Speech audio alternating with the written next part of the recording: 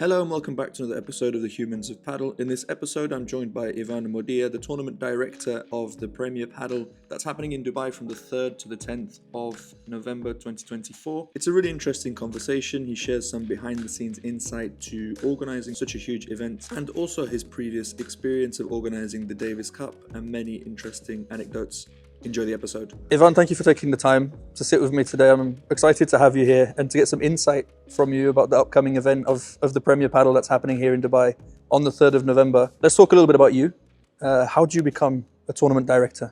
Well, first of all, thank you for having me, Max. I mean, it's a pleasure to be here and connecting with the paddle community here in Dubai and in general in the UAE, because, you have a lot of fans following you in the country.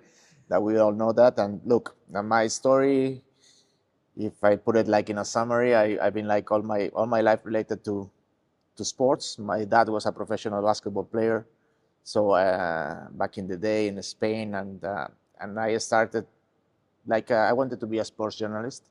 I have a degree in journalism that I did in Barcelona. I come from the northwest of Spain, from Galicia. Then I went to study in Barcelona. I got my degree in sports journalism. I was a sports journalist beginning of the century, and then I moved on to being a football agent. I managed a number of football players back in the day, from the older and the younger generation. And in 2015, Any of the football players we'd know? the better known players, I mean, from the younger generation, Christian Pulisic, who plays for Milan now, Victor Wanyama, played the Champions League final with Tottenham. From the older ones, Steven Pienaar, Benny McCarthy. Okay, well, it's some big names. Yeah, some decent players, yeah. Nice. So that was a very demanding job. That is great that when you are younger and you have the energy, it's great to do it. But in 2015, I wanted to do a little turn in my career, just to evolve a little bit more in sports and entertainment. And in 2015, I wanted to do something in tennis. So I stopped and I said, I played tennis when I was a kid. And I said, okay, I want to do something in tennis.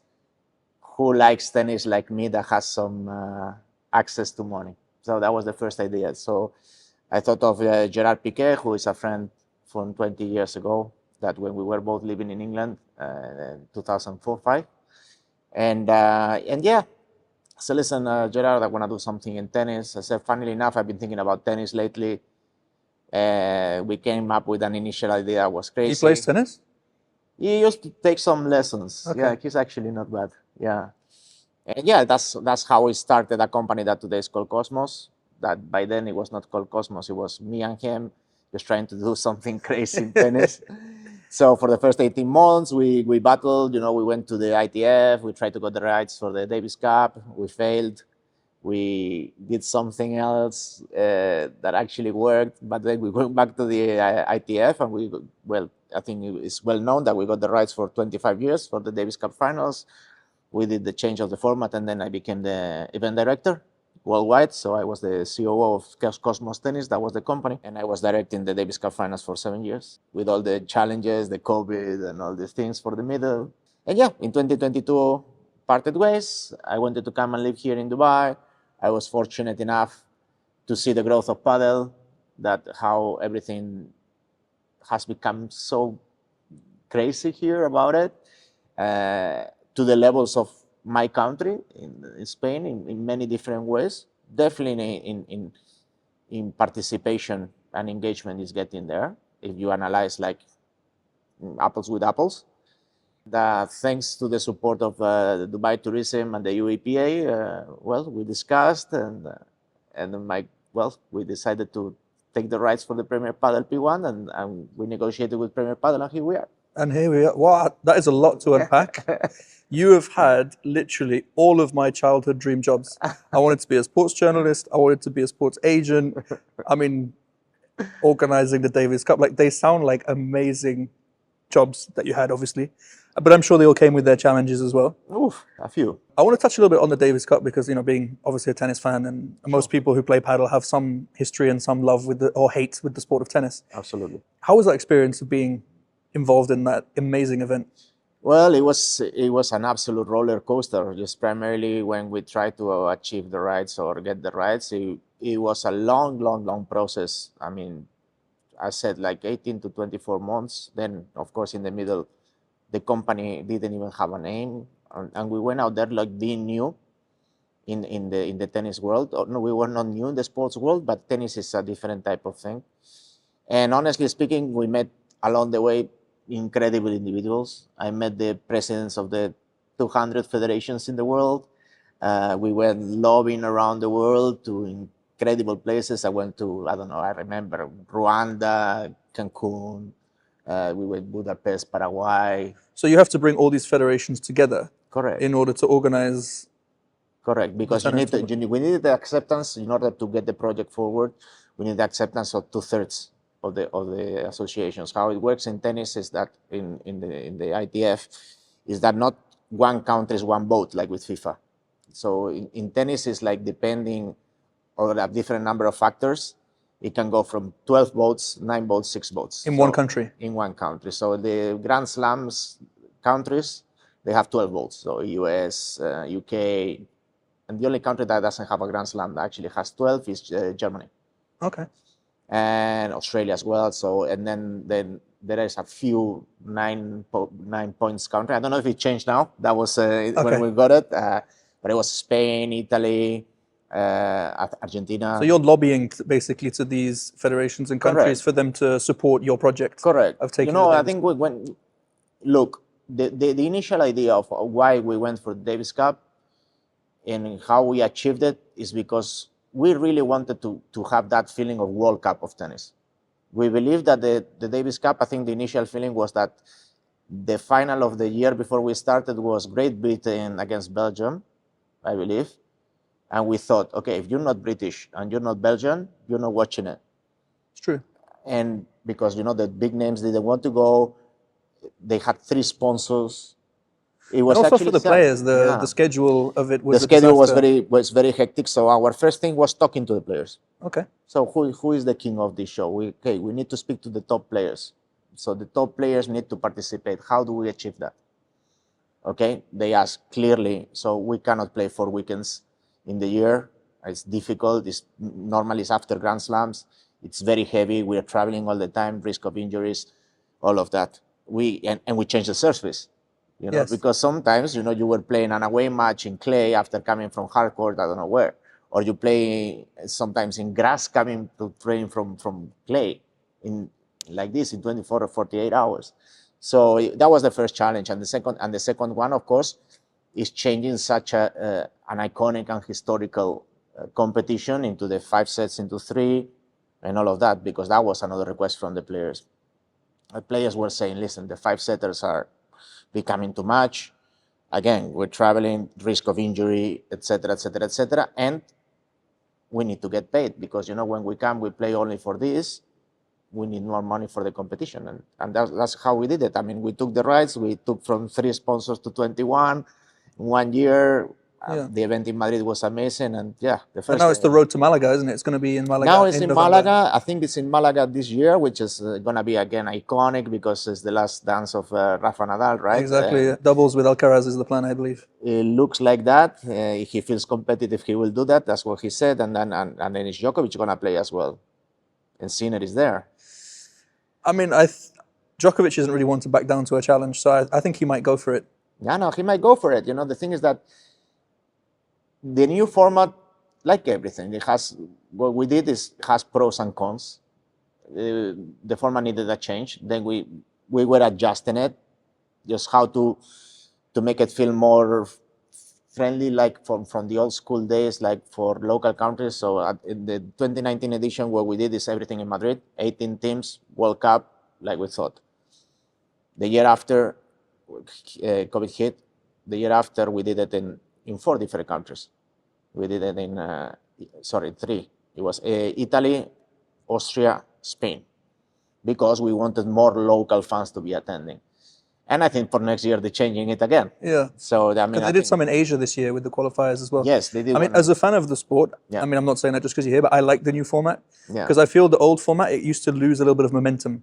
Because you have a match and then there's a time and then you go back and you kind of, as a fan, you lose focus of it, right? Whereas I like the way you mentioned about football as a World Cup. I like it like all at the same time. It's a week of tennis. You get the momentum. You get involved, and even though shorter matches, I think it benefits everybody. Absolutely. But there is another thing. I mean, maybe you and I don't know, we look like from the same generation. It's fine. We can actually go through 5-setter matches without a problem.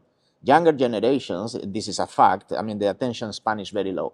Yeah. So if you make them watch something that is lasting more than 30, 40 minutes, you have a problem attracting new audience. And that's a problem with tennis. So in tennis, if they don't shorten the matches, I understand the nostalgia. I'm a nostalgic. I love the old school.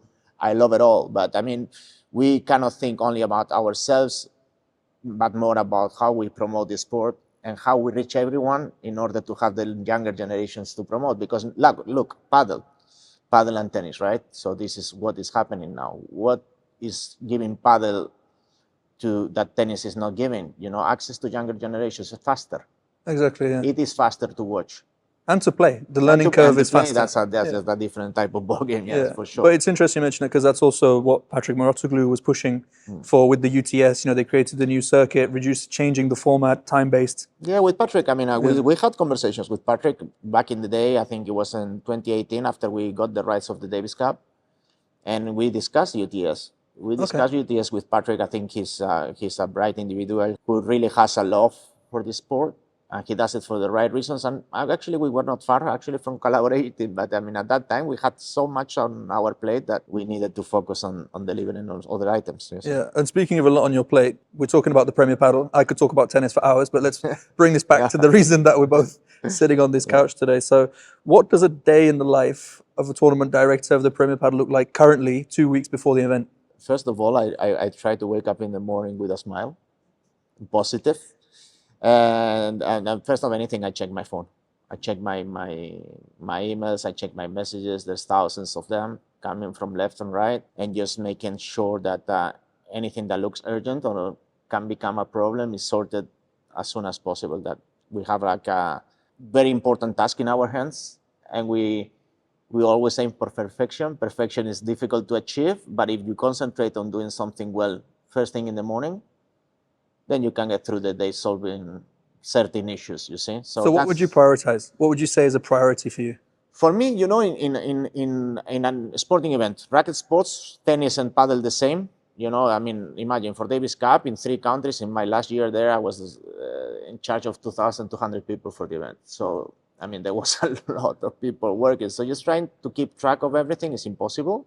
So you need to concentrate on what your directors are doing. So we're trying to give Premier Padel, Dubai Premier Padel, the flair of that. It's ambitious because, you know, I don't think paddle events are very used to be similar to tennis event in terms of quality, but we aim for that. We believe that Dubai should be the best paddle tournament in the world. I know it sounds kind of arrogant somehow, but we firmly believe so. We have the city.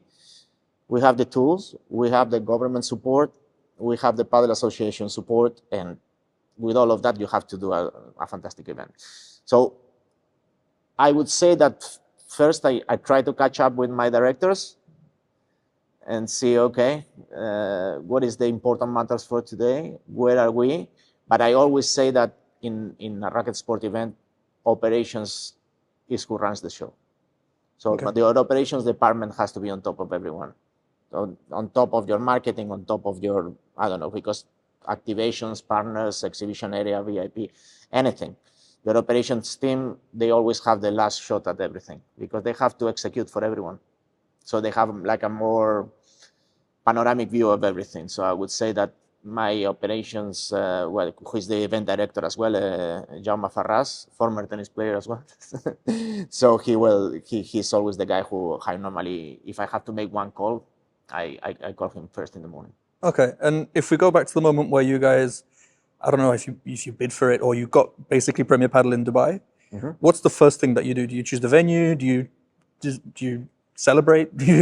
What's the first thing you do, like when you get that contract? Or? Now you have to get to work. You have to get to work. Just bearing in mind that our event is in November, it's high season in Dubai. So the most important thing that you have to do in an event like ours, that is an international event, is securing the venue.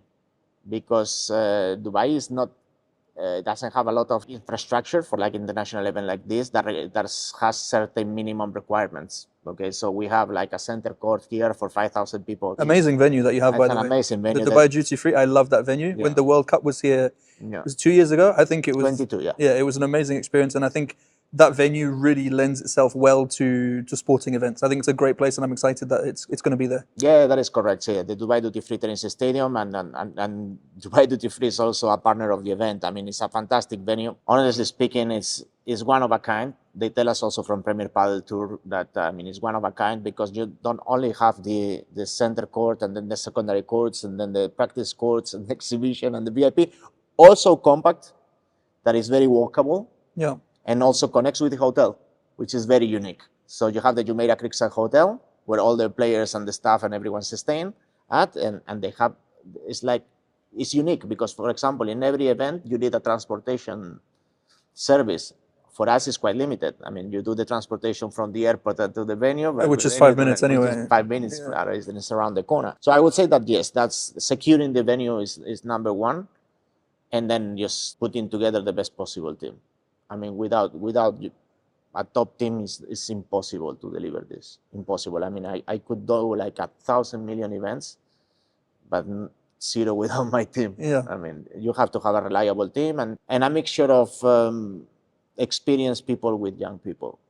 That's how it normally works better. Because, the younger ones, they normally are pushing the others, and the experience will calm them down, but use the energy of the younger ones. Yeah, it must be a very stressful time. I mean, I'm sure there's a lot of loose ends that are not yet tied up, and you're constantly putting up fires, aren't you, when it's this close to an event, especially that big. Yeah. And a key part for that to you guys, obviously, is ticket sales, right? You want to get the fans involved. You need to get people coming to the event. So how do you activate that? How do you get the community to know about that kind of event and make sure people buy tickets? Because there are a lot of events in Dubai that happen and are a complete flop and no one shows up. Yeah. And I guess that's your biggest fear, right? Isn't it? That the people don't come and it looks bad.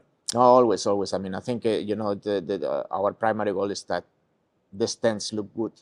And that we have the maximum amount of people possible. Look, lucky enough, we cannot complain because our ticket sales are going well. As you well said, here in Dubai, the tendency or the trend is that normally for entertainment events, not only sporting events, people normally buy like last minute because there's so much offer that is very difficult to choose. And when you choose one, maybe you only take 3 days to choose one. No? So in our case, thanks to the boom of padel, I would say, we tested a little bit the waters in May. We went out with an early bird that, you see, we put it out for 6 weeks. I bought tickets on the early bird. Well done. To the final. But well done, because, now there's some people asking us why I didn't buy my tickets on the early bird. And the early bird worked really well.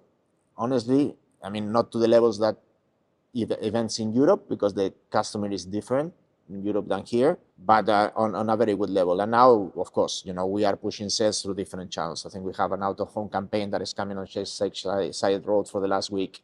We've been in metro stations, and I'm talking externally. I'm here with you, so I'm doing some. This will sell millions of tickets. Like possibly trillions. No? My DMs are going to explode with people asking for tickets. So I'm here. It's like also I'm going to radio station tomorrow, and of course, we also, all the social media, we have a marketing team, we have a creative team in-house as well, which was my former creative team in the Davis Cup. Oh, nice, you brought them with you. Yes. Good job. Yeah, so, and we created a story behind it, no? So we created this thing called the Pearl of Padel. So the theme of our Dubai Premier Padel, we wanted to run away a little bit more from Burj Khalifa and the Museum of the Future. And we went back to the roots of Dubai. So the pearl diving and all of that. So the pearl became inside a shell, and that's our logo. So if you see our logo, it's the ball of paddle inside a shell, which is a reminiscence of the wealth that came to Dubai in the beginning of the days and so on. So that's why it's the discover the pearl of paddle. So we have a whole theme, creativity always put behind it, because for us, this is just not a paddle event. This is something that it has to leave a legacy for Dubai. And that's why we insist a lot with our partners. Some partners we have rejected because they are not aligned on what is our vision in the mid to long term. Yes, of course, it's our first edition, but we want to make sure that everything from grassroots to community to engagement with everything, with everyone is done with Premier Padel as well. So we don't want to be seen, oh, well, these guys bring the international tournament and that's it. No, no, we are part of the community. You have it for multiple years? Yes, we have an initial period of 3 years. Okay. So we have the P1, as everyone knows the P1. Well, everyone knows, no. I never say everyone We're knows. working on it. Yeah, most people know it's like the P1 tournament would be an equivalent if we talk tennis at the ATP 1000. So it's a mandatory event. So the players, the best players in the world are obligated to play by contract, which is the question. Yeah, it's a question that I get a lot. So I get two questions a lot. The number one is who is going to play? So, okay, number one question, all the top players in the world are mandated to play. I was about to say obligated, but it's not really obligated because no one's obligated to play. But by contract, they have to play. And secondly, I don't know if Paquito Navarro will play on Tuesday or on Wednesday or on Thursday. So you're not doing the scheduling? Exactly. or Ale Galan is going to play or Ariana Sanchez is going to play. The night session or the morning session? Exactly. So say, when are you releasing the schedule? So just for all the fans out there, the schedule is released daily. So they decide on the schedule with the FIP, with the International Padel Federation. They decide on the schedule of the day after, the day before. So the FIP is controlling the day-to-day schedule? All the sport side, yeah. You're not involved at all in that? I can give advice. Okay. I can give advice depending, on the attendance or the fans, just to make it easier for people. If the people are working, they want to see their preferred players. But what it needs to be is consistent throughout the week. Because by rules and regulations of the FIP, you need to give a certain amount of rest to the players. It's very measured. So, for example, if Tapia and Cuello are playing in the morning, then the day after, if they have to play in the morning. Because you have to give them the same rest. Okay, so once it's kind of set in the beginning of the tournament, they will continue to play at the in same the first time? rounds. In the first rounds. Okay. Yeah, in the first rounds for sure. Because, I think main draw starts on the Tuesday, the 5th, and it's the 5th and the 6th. So normally the people that play on the 5th and play on the 7th, and the people that play on the 6th, normally they play in the evening on the 7th. Ah, that's a good one to know. But the tickets are for the whole day, right? It's not. Or tickets for the whole day. That's something that we decided to give a lot of paddle to the people. Some other tournaments around the world, they are giving 2 sessions. They are chopping the ticket. We thought, no. I mean, we give all the content for the day. We want, we differentiated the venue in 2 areas. In racket sports, the most difficult thing is to keep everybody in the venue with such a long journey, right? So in the first days, the session starts at 10 o'clock in the morning, could go until midnight, 1 o'clock, depending how long the matches are, right? So how you keep the maximum amount of time the people in the venue. We done 2 differentiated areas, which is the external area with the exhibition booths, exhibition and activation booths, and the local homegrown concepts for the F&B. Ah, nice. So we're gonna do it which is a free area, because we want the maximum amount of people to drive it. So there's a lot of people that come into the Century Village and the Irish Village that they don't have a ticket. So they can access I want to call it Commercial Village. What do you call it? Exhibition Village. Exhibition Village, okay. Yeah, and that's something very nice, not only for the exhibitors, because they will get a bigger amount of people. Well, I'm happy about that, because I'm one of the exhibitors with the Padel Outlet, so do come see the Padel Outlet. Thank you. At the Exhibition Village. Thank you for your trust. Let's see. So but we're gonna drive more people. So we believe that when they smell what we are trying to do inside the courts, that will drive them not only just to engage more with the paddle, but also just maybe get another ticket and go into the court. So that's why one area is more family oriented. I would say this, like more general public family oriented. But on purpose, we created a VIP section, which is gonna be very high level, just behind the exhibition area, that everyone that wants to go into the VIP has to cross that. So, and the VIP section is like more for adults, more business oriented. If you want to bring your clients, if you want to have like a nice evening there, we're going to have some music and some, like a little bit like in a tennis event. And you're also offering to the exhibitors a whole networking service to connect with other businesses, which I think is a great add-on That is correct. that you're offering to the people who are exhibiting, because it is also an opportunity for them to connect and grow their business as well. You're not just looking at taking money from people, you're looking at also adding value. No, absolutely. And that's a very good point that you are raising, because as you can imagine, every decision that we take, we benchmark a lot. We understand what people are doing in Europe. We understand what people are doing in South America, and how are other events that could be compared to us doing. And we want to offer extra value. There are two things that we try to do. One, you mentioned already, with exhibitors, we want them to feel that the money that they are paying is really worth. So networking. You're invited to the gala dinner, for example. There is I'm coming. Gala dinner on the Jumeirah Emirates Tower Hotel, where there will be the main stakeholders, hosted by Sheikh Said and the UAPA and Dubai Economy and Tourism, where we will have the maximum amount of players possible, depending on the resting times coming from Qatar. Oh, the players are going to be there? Yes. I'm so excited about it. I did not know. I thought it'd just be one of those like stuffy things where you like, hello, yeah, nice to see you again. The players are going to be there? Yes, we'll try. We'll try to get as much players as possible. It's tricky because they're coming from Qatar, so we don't understand, depending who plays the final, doesn't play the final, but yes, there are going to be players for sure. And all the partners, exhibitors, so we want to do that. But not only that, also for the partners throughout the year, we want to create a program, a legacy program. So create 3 or 4 activations throughout the year that not only people think that they join in us to be in a week of the event. We want to be in the calendar year. We want to be present. We want Dubai feeling that we are there all the time. So that's something that the networking, the feeling all together, that the people that when they go and see the booth, for example, this is a thing that I've been very insistent. Okay, there is a benchmark. We mark the price in X amount of money. We need to give this quality. It's going to be beautiful, not because you bought one, but I'm saying that it's going to look beautiful. But in full transparency, I mean, obviously knowing a lot of the other vendors, quite a lot chose not to take it because they believed it was expensive and more expensive than it was, for example, in the past. Yeah. But if you're raising a price and it's more expensive than it was before, you must be adding extra value to that, right? And you're justifying that cost. Correct. And not only that, we are cheaper than in Europe. There is a reason behind everything. And we are, the thing is that I heard what you said, but I always tell to my team, I said, don't worry, let's do this first event. Let's show people the event that we've put in together, and everyone on the 11th of November, when we finish this, everybody will understand why everything was that way. I think it's a great way to approach it. Do you still have booths available if anybody wants to get one? It's closed. It's all sold out or gone? Yeah, no. I mean, we closed. We decided to do I'll show you the surprise. We decided to do something different something different. No, I mean, still with more reduced amount of booths. Also because we got a car sponsor, we needed to allocate a car. And we're trying to do something on the activation side because we felt that we were missing that kind of interaction. Okay. And so that's a surprise?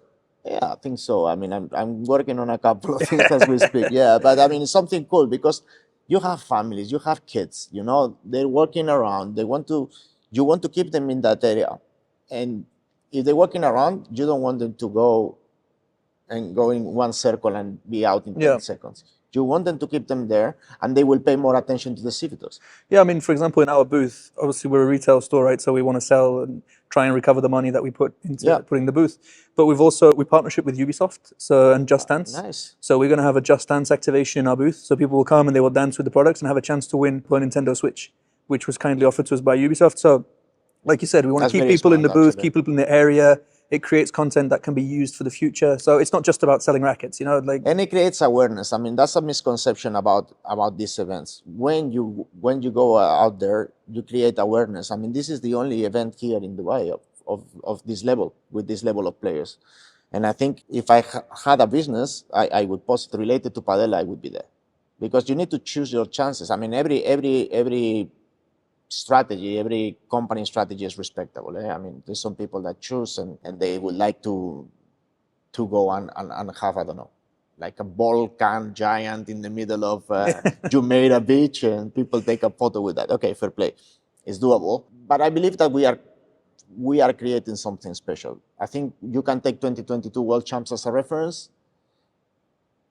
with a little upgrade. Actually, I did just want to touch on, you mentioned legacy activations that you're going to be doing throughout the year. Could you develop a little bit more on that? What they're going to be? Is it going to be with clubs, with schools? Like, what's the idea behind that? Look, with our main partners for the event, because some of them have signed multi-year agreements. What we are doing is like we will try to go to different clubs here and bring kids, schools, and use our Dubai Premier Padel coaches. And maybe if a player is in town, just bring him to that, and then do an activation where there's like a paddle clinic or something that is gonna have participation. Yeah. Have participation, and that we add because some of our partners, or most of our partners, they really want to get in touch with the community. I give you a clear example. Oisho. Oisho is a brand, a Spanish brand that is from the Inditex group, same as Zara, and they are our clothing partner for more than 1 year, and they are not a local company, but they want to be more present with the community. They were very insistent. They presented their training app last week here in Dubai and not in Madrid.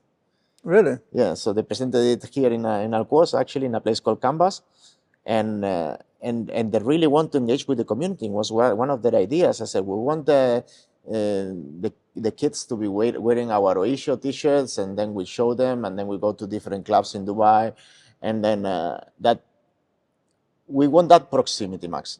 We want that proximity. Sometimes, the people think that because we are doing an international sanction event, that you will be a little bit like this, head up, or not getting in touch with that. But in our team, there's a lot of paddle players that play with the community, or with some of us try. I mean, yourself, you play, right? You play paddle. Yeah, I play. I try. I try. No, but I play, and I go to most. I've been to every club, and they always ask me, to which club you go. Today I'm playing here in Padel Art, but I mean, we're lucky to have you. Yeah, but I've been playing in most of the clubs in Dubai, and it doesn't matter, because you always smell that atmosphere. It's my oasis of the day. When I go and play paddle, I finish the work. It doesn't matter how many problems I had in the office, how many hours I've spent. That time in the evening that I can be 90 minutes disconnected and playing paddle. That's something that I would recommend to anyone. That's the number one thing. And number two, that's something that we want to bring to the kids in this legacy program. Nice. I mean, it's all about the future generation, isn't it? It's correct. If you can get in contact with the kids, obviously it'll impact the parents as well, and there's a whole ecosystem there that you can then develop. So from your perspective, obviously having quite a good perspective of different sporting venues around the world, and having been to all the paddle clubs in Dubai, what makes a good paddle club to you?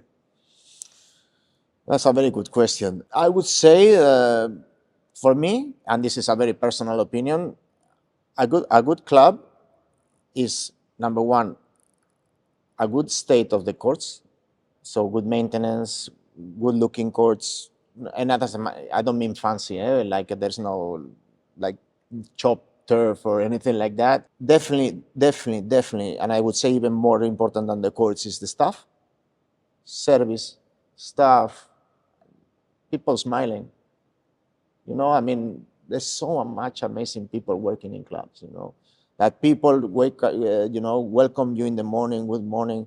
And listen, this is going to be against my country, but sometimes I go to paddle clubs in Spain, and to get a good morning, you have to pay them €5 or something. So it's difficult here, I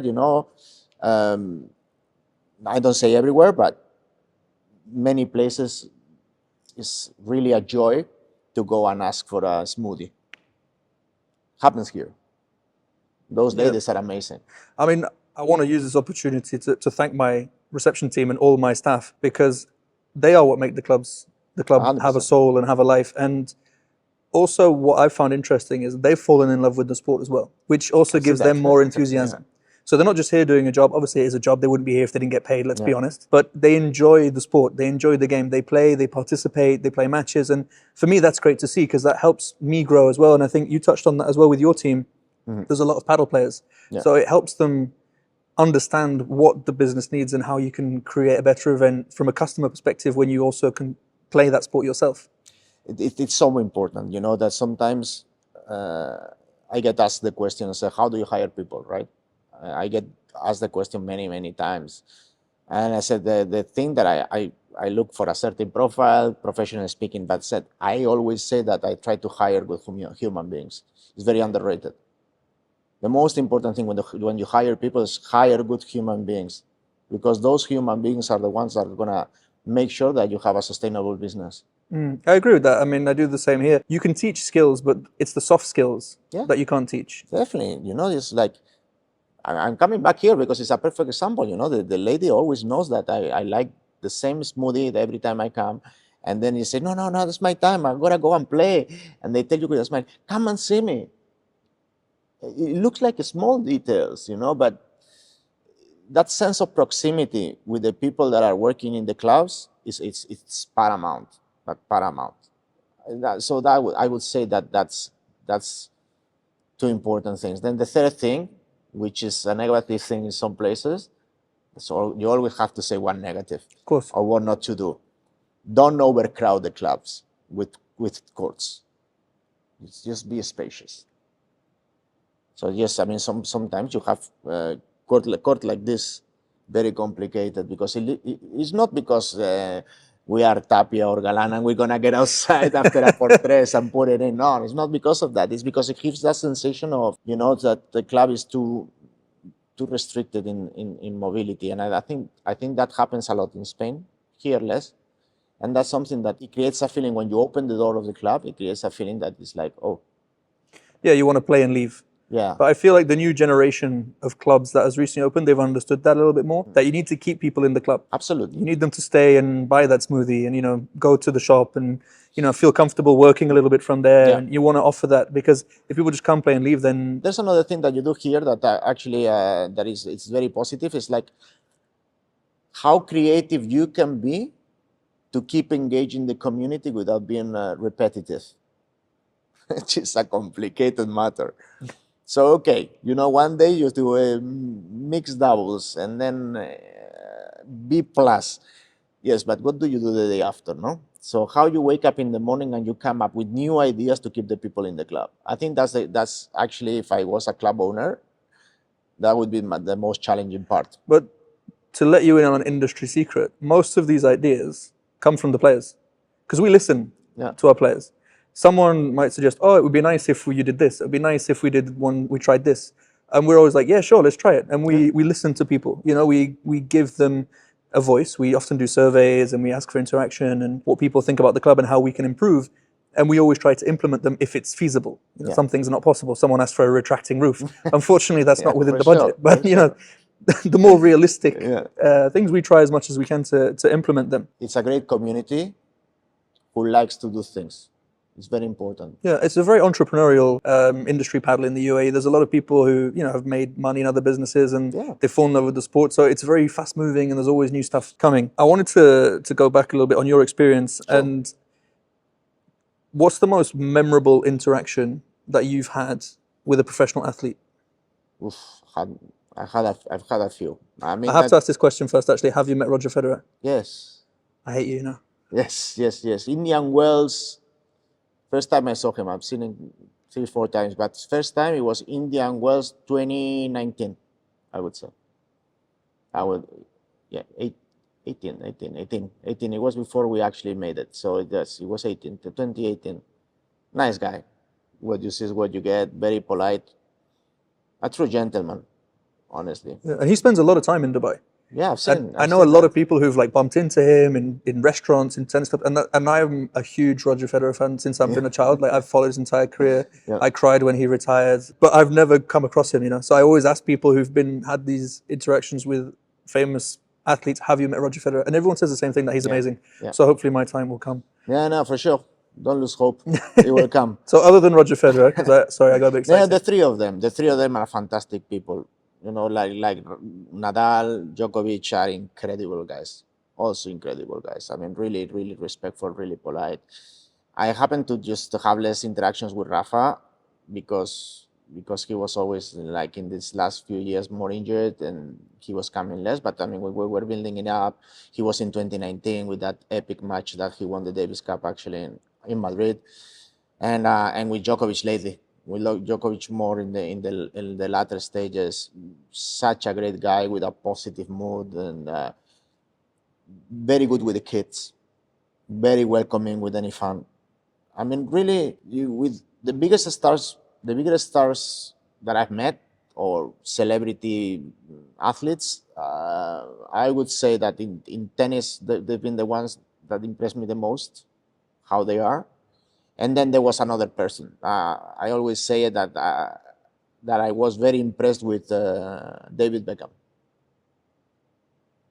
I mean, it's a guy who honestly speaking, cannot do it better. And as a person, outside cameras, I mean, I found him in two situations that it was totally random. One of them when I was a football agent and I had a player in Real Madrid on trial, and he was playing for Real Madrid back in the day. And no player from Real Madrid stopped at the gate. Sorry, at the gate. It was at the entrance of the building in the training ground. It was cold, winter in Madrid. And the guy came with, I remember, with a Starbucks cup. He stopped, asked the name of the kid, "What are you doing here?" And said, "Okay, come with me." Sat down with him on a couch. I said, "Listen, this is what you should do on trials." I started to give him a little thing. Wow, that's amazing. That's amazing. That's a true human quality. A lot. And then I met him again in a different environment, in a presentation of an event, and again, a true gentleman, nice person, very easy to talk to, not arrogant, and very close to the people. So that's one that I would say that really impressed me. And I met a few, not only on sport but also. I'm sure you music. could do quite the name dropping of famous people that you Yes. met. You're good at the cocktail parties. Yeah. No. I used to be. I'm retired already. I know you're a busy man, so before we no close worries. this and I let you get back to No your worries. chaotic firefighting before the amazing event that's going to happen in Dubai, I wanted to ask you a last question, which is, paddle has come so far in the last 4 or 5 years.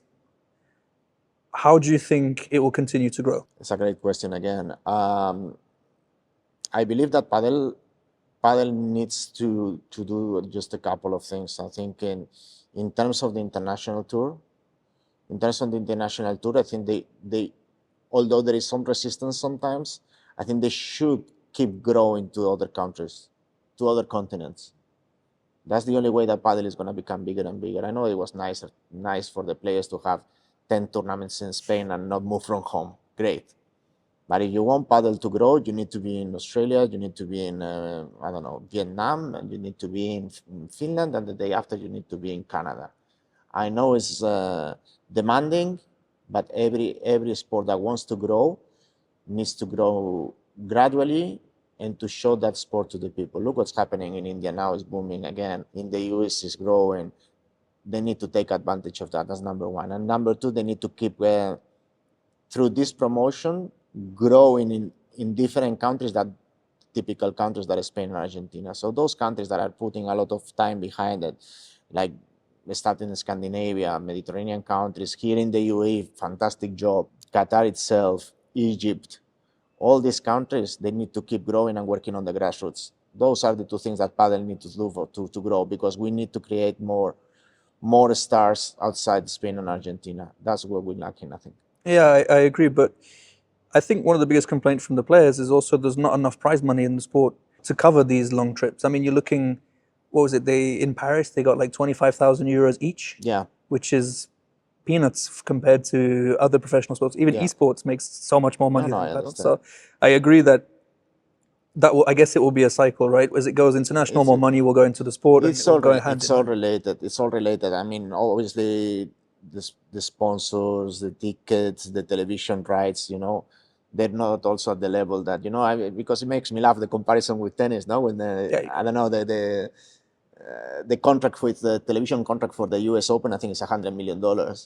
So, well, yes, okay, you can pay a prize money of 3, no? I guess so.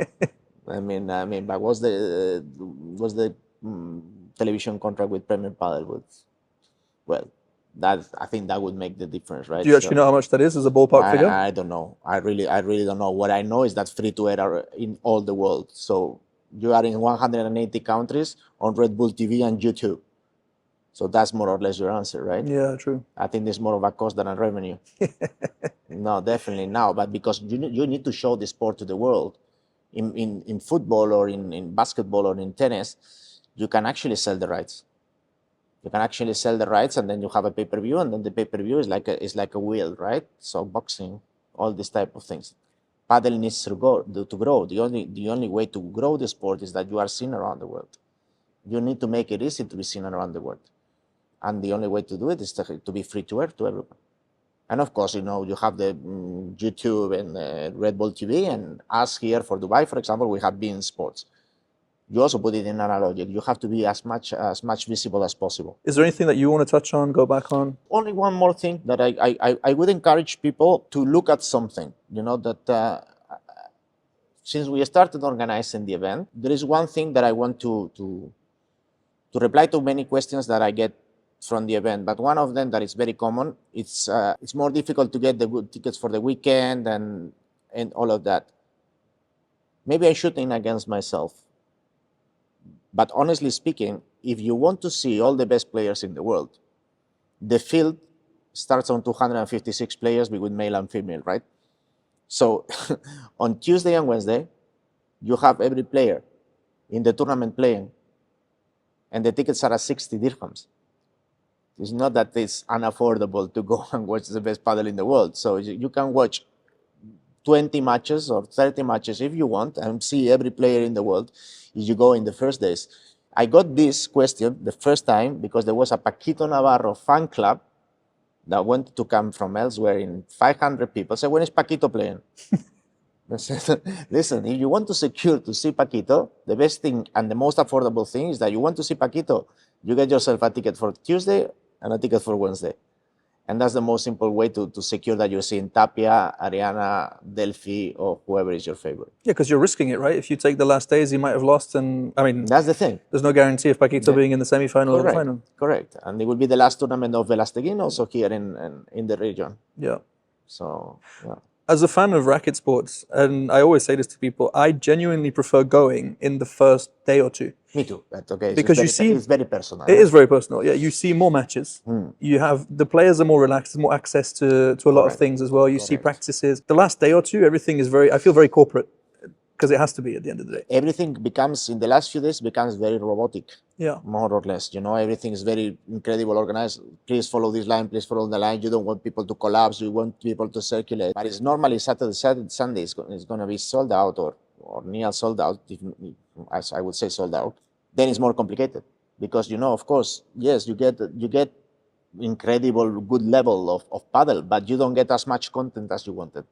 So it's a combination. I mean, you want to watch the final, fantastic, because you're going to see the photo. You're going to be there, right? And sometimes, depending on who is playing, you can get a classic. So you remember that final that, it was an amazing match. Okay, I was there. Okay, you can get that. But me, as a racket sports fan and an amateur player, I love to see the first days. As a matter of fact, when there's less people in the venue, is the time that I get more chance to see more paddle. Then after Tuesday, everything becomes too crazy. Yeah, it gets a little bit too closed down then. Ivan, I'll let you get back to your busy schedule. Thank you so much for taking the time and coming to chat with me. I really enjoyed it. I've learned so much from you. I look forward to sharing this, and I look forward to seeing everybody who's listening to this at the Premier Padel between the 3rd and the 10th of November in Dubai Duty Free. Thank you so much, Max, and don't forget to buy your tickets at www.dubaipremierpadel.ae, and I look forward to seeing you all over there. I'll put a link down below for that. Thank you, Ivan. Thank you so much.